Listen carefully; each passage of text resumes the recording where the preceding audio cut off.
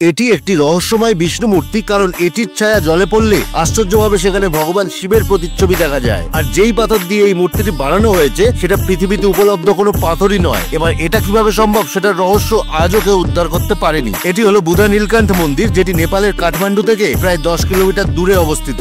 ভগবান শিবের নামে মন্দির হওয়া সত্ত্বেও এখানে ভগবান বিষ্ণুর একটি স্বয়ংরত বিগ্রহের পুজো করা হয়, কারণ শিবরাত্রির সময় ও শ্রাবণ মাসে সেই মূর্তির ছায়া মহাদেবের রূপে প্রতিফলন হয়। আর এই চমৎকার দেখার জন্য বিভিন্ন দেশ থেকে প্রচুর মানুষ ভিড় করে। প্রায় 1500 বছর আগে এক কৃষক কৃষিকাজ করতে গিয়ে জলকুণ্ড সহ এই পুরো মন্দিরটি আবিষ্কার করেছিল। বর্তমানে আর্কিওলজিক্যাল ডিপার্টমেন্ট এটির পরীক্ষা করে জানায় এই পাথরটি পৃথিবীর নয় এবং জলকুণ্ডের জলটির গোসাইকুণ্ড লেকের জলের সাথে হুবহু মিল আছে। পৌরাণিক মান্যতা অনুযায়ী গোসাইকুণ্ড হলো মহাদেবের ত্রিশূল দিয়ে তৈরি করা জলকুণ্ড। 5 মিটার লম্বা এই বিষ্ণু বিগ্রহটি শেষ নাগের ওপর বিরাজমান, কিন্তু এত ভারী মূর্তি কিভাবে জলের ওপর ভাসমান অবস্থায় রয়েছে সেটার উত্তর কারোর কাছে নেই। নেপাল গেলে এই রহস্যময় মন্দিরের দর্শন অবশ্যই করবেন।